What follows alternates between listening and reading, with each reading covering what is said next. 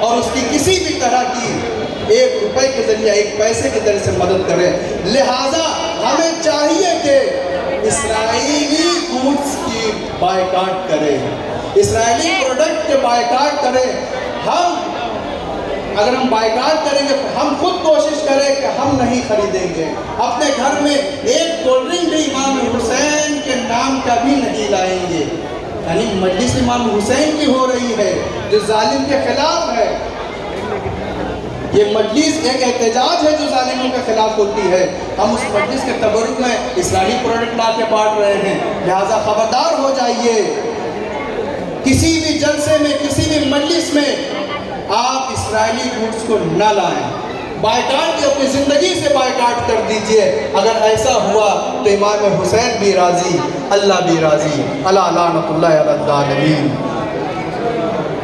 حجت اسلام اور مسلم اسرائیل کے دوران ان دونوں کے درمیان جو جنگ چل رہی ہے وہ تو کافی ٹائم سے ہے اور بہت سے شیعان جو ہے اس میں شہید ہوئے ہیں، لیکن آج ہی آپ لوگوں نے کینڈل مارچ حسن نصر اللہ کے موت کے بعد کیوں نکالا؟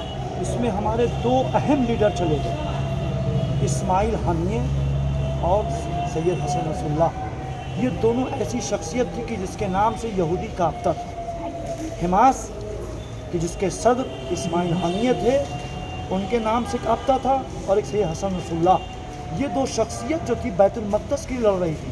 جب اسماعیل حنیہ شہید ہوئے ہم لوگوں نے صبر کیا، چلو ایک ہاتھ ابھی ہے، کچھ آگے بڑھیں گے، لیکن آج دونوں ہاتھ ہم لوگوں کو کٹ گیا، ایک اسماعیل حنیہ کے نام کا اور ایک سید حسن نصر اللہ کے نام کا۔ یہ 2 ہاتھ کبھی سے آپ نے سنا ہوگا کہ ہزاروں سال نرگس اپنی بے نوری پر روتی ہے، بڑی مشکل سے ہوتا ہے چمن میں پیدا۔ تو یہی وہ 2 شخصیت تھیں کہ صدیہ شاید گزر جائیں، ایسی شخصیت ہمیں درمیان نہیں آئے گی، اسماعیل حنیہ اور سید حسن نصر اللہ، اس لیے ہم لوگ ان کے پورے عالم اسلام کو کیا پیغام دینا چاہیے؟ سب سے پہلے جو ہم لوگ عالم اسلام کو پیغام دینا چاہتے ہیں وہ یہ کہ بیت المقدس مسجد اقصی ہمارا ہے اور ہم اس کی حفاظت کے لیے اپنی جان کو بھی قربان کریں۔ دنیا کے مسلمان متحد ہو کر بیت المقدس کی مسجد اقصی کی حفاظت کریں جو ہم لوگوں کا قبلہ اول ہے۔ ہم کسی قوم و ملت کے کسی مذہب کے دشمن نہیں ہیں، لیکن ہاں ہم اپنے مذہب کے لیے اپنے آپ کو قربان کر سکتے ہیں۔ آج ہم لوگوں نے یہ کینڈل مارچ نکالا جو ہماری ماں بہنیں، خواتین، بچے، جوان، بزرگ شریک ہوئے، ہم لوگوں کا صرف ایک ہی مقصد تھا اور مقصد تھا مسجد اقصی۔ ہم کسی مسلک کو نہیں پہچانتے، ہم مسجد اقصی کو پہچانتے ہیں اور مسجد اقصی کے لیے آج ہم آئے، اور خاص کر کے ان شہداء کے لیے ہم آئے ہیں کہ جنہوں نے فلسطین کے لیے مسجد اقصی کے لیے اپنے آپ کو قربان کیا، جس میں خاص کر کے حماس کے صدر اسماعیل حنیہ اور حزب اللہ کے سیکریٹری جناب سید حسن نصر اللہ اور دیگر شہداء جنہوں نے اپنے آپ کو فلسطین کے لیے قربانی مدمدوں سے قربانی دی۔ ہم عالم اسلام کے ان تمام مسلم ممالک سے شکوہ بھی کرتے ہیں، گلہ بھی کرتے ہیں، گزارش بھی کرتے ہیں کہ للہ اگر تم ایک خدا، ایک قرآن، ایک نبی، ایک کعبہ، ایک قبلہ، ایک دین کے ماننے والے ہو تو فلسطینیوں کے حق میں کچھ بولو، ورنہ یہ یتیم بچے فلسطین کے کل حشر کے میدان میں، محشر کے میدان میں ہمارے نبی سے شکایت کریں گے کہ ہم رو رو کر بلا رہے تھے، کوئی ہماری مدد کو نہیں آیا، کوئی ہماری نصرت کو نہیں آیا۔ جس طرح کل سن 1400 سال پہلے 61 ہجری میں رسول کا نواسہ کربلا کے میدان میں اکیلا تھا، آج اسی طرح فلسطین اکیلا ہے۔ 56 مسلم ملک خاموش تماشائی بنے دیکھ رہے ہیں اور دیگر ممالک ان کو دیکھ کر اور خوش ہو رہے ہیں۔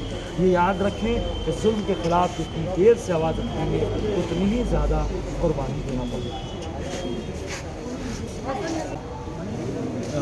نصر اللہ اور حزب اللہ اس گروپ کو آتنکی کے نام سے یاد کر رہا ہے اور اس بات کو پھیلا رہا ہے، حالانکہ جو ہندوستان کی جو سمویدھان ہے اور ہندوستان نے جن لوگوں کو یہ طے کیا ہے کہ کون کون آتنکی ہے اور کون کون آتنکواد سے جڑا ہوا ہے، الحمدللہ اللہ کا لاکھ لاکھ شکر ادا کرتے ہیں کہ حزب اللہ کا نام ان آتنکیوں میں ہندوستان کے قانون میں نہیں ہے۔ لہٰذا ہم تمام میڈیا والوں سے اور آپ سے جو یہاں موجود ہیں گزارش کرتے ہیں کہ اس حزب اللہ پر جو हिंदुस्तानी मीडिया इल्ज़ाम लगा रहा है और इस तरह के बुरे तहमत को जो है उनके लिए याद कर रहा है। इस चीज़ को आप लोगों से गुजारिश है कि हमारी तरफ से दीगर मीडिया वालों को ये पैगाम दीजिए कि ये बात गलत है और हम इसके ख़िलाफ़ सख्त कार्रवाई कर सकते हैं। जैसा कि लखनऊ में FIR जो है दर्ज किया गया, अब हम कलकत्ते में भी इस तरह के जो है इक़दाम कर सकते हैं। हम खामोश हैं क्योंकि हम पीसफुल हर काम को पीसफुल और सुकून और अमन के साथ अंजाम देना चाहते हैं। हम उन मीडिया वालों से भी कहते हैं कि ज़रा सा आँखें खोलिए। इसराइल जो कहता है, अमेरिका जो कहता है, वो ज़बान ना कहिए। आप अगर हिंदुस्तानी हैं तो आपके पास इंसाफ होना चाहिए। पैसे की वजह से, दौलत की वजह से आप किसको क्या कह देते हैं, कभी किसको किस इल्ज़ाम में जो है घेरे में ले लेते हैं, ये गलत है और इसका हिसाब आपको आज नहीं कल देना ही होगा। अच्छा, एक खबर ये निकल के आ रही है कि हसन नसरुल्लाह की जो मौत हुई है, इसके पीछे उन्हीं के लोगों का हाथ है, उन्होंने ही उनके पता दिया था। जी, हमारे यहाँ इस्लाम की शुरुआत से ही और इंसानियत की शुरुआत से ही हम एक नाम को पहचानते हैं जिसे हम मुनाफिक कहते हैं। मुनाफिक हमेशा इंसानियत को नुकसान पहुँचाने वाला गुरु है और ये कहीं भी हो सकता है, किसी भी शक्ल में हो सकता है। हम इस बात को मुअय्यन और तय नहीं कर पा रहे हैं क्योंकि हम काफ़ी दूर हैं हिज़्बुल्लाह से और लबनान से। वो जो ख़बरें हम तक आनी चाहिए और जो रीज़न हमको मालूम होना चाहिए उससे हम बहुत दूर हैं। लिहाजा हम आपसे गुजारिश करते हैं कि इसकी तह तक जाइए और ये जो है नसरुल्लाह साहब हों, चाहे इस्माइल हानिया हो, चाहे इब्राहिम रईसी हो, चाहे जो है कासिम सुलेमानी हो, सबका इसी तरह जो है वो कत्ल किया गया है। इस चीज़ को आप तह तक जाइए और आप अपने मीडिया से हम आपसे गुजारिश करते हैं कि इस चीज़ को वाज़ेह कीजिए। ये इजरायली मीडिया का कहना है कि उनकी मौत जो हुई थी वो एक हादसा है, यानी कि दम घुटने से उनकी मौत हुई। तो आपको क्या लगता है, पहले वाली खबर सही है या दूसरे वाली? वो मीडिया, इजरायली मीडिया हकीकत तो है कि सिवाय कि झूठ बोलने के अलावा कुछ नहीं बोलती। और दूसरी बात, दीगर मीडिया जो भी उसकी हिमायत में बोलती है वो उसको झूठ दिया जाता है, यानी झूठ का लुकमा दिया जाता है, वो उसी लुकमे को खाकर फिर से झूठ बोलती है।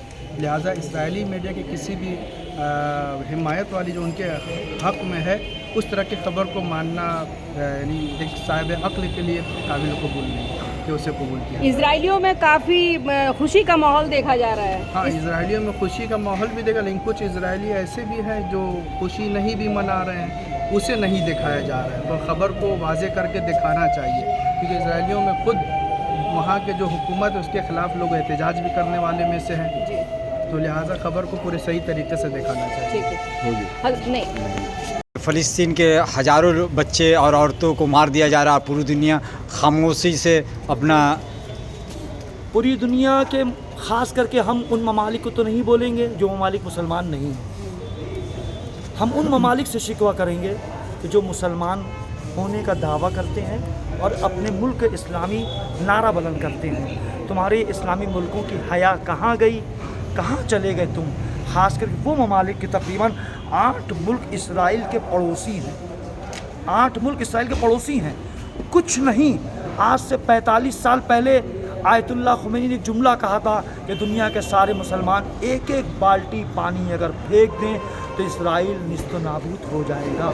आज अगर हर मुल्क अपनी कंट्री से, अपने मुल्क से एक एक मिसाइल अगर इसराइल पर मार दे, हमला कर दे, तो आज फ़लस्तीन बच जाएगा, बैतुल मक़दस बच जाएगा। लेकिन इन तमाम ममालिक ने कौन सी ऐसी चीज़ खा ली है कि वो हक़ बोल नहीं पा रहे हैं। आज से 80 साल पहले इसराइल की एक prime minister, lady prime minister गुजरी है, उसके सवाने हयात में लिखा है कि उसके दौर में एक बार बैतुल मक़दस में आग लग गई, तो कहती कि रात भर हम सो नहीं पाए, चैन नहीं आ रहा था कि सुबह होगी तो हर मुल्क की तोप हमारी तरफ होगी, मिसाइल हमारी तरफ होगी। लेकिन सुबह हुई, हम उठे तो देखा सारे मुस्लिम मुल्क खामोश बैठे हुए हैं। उसी दिन हम लोगों ने तय कर लिया कि मुसलमान सो चुका है, अब इसका जो करना है करो, ये कुछ नहीं बोलने वाला। आज वो बात सही हो रही है कि सब मिलकर फ़लस्तीन के बच्चों को मार रहे हैं और सारे मुसलमान खामोश हैं। ये सिर्फ अपनी अय्याशी को देख रहे। अभी चंद दिन पहले ही सऊदी के उसने कहा ना कि हमसे फ़लस्तीन से कोई रब्त नहीं है, हम नहीं जानते क्या है। खुद को हरमैन का खादिम भी कहते हैं और इस तरह से जुमला भी कहते हैं। कम से कम यही ख्याल कर लो, बैतुल मक़दस, मस्जिद अक़सा मुसलमानों का क़िबला अव्वल है। جس کی طرف رسول نے ہجرت کی تھی, جس کی طرف رسول نے رخ بدلا تھا, جس کے رسول گئے تھے, اس کے احترام کے لیے کریں, ورنہ یہ حشر کے میدان میں یہ بچے شکایت کریں گے. چلیے بہت بہت شکریہ. اگر آپ نیوز کنیکٹ کولکاتہ کو فیس بک پر دیکھ رہے ہیں تو ہمارے پیج کو فالو ضرور کریں, اور اگر آپ ہمارے چینل کو یوٹیوب پر دیکھ رہے ہیں تو ہمارے چینل کو سبسکرائب کرنا بالکل نہ بھولیں. دھنیہ واد.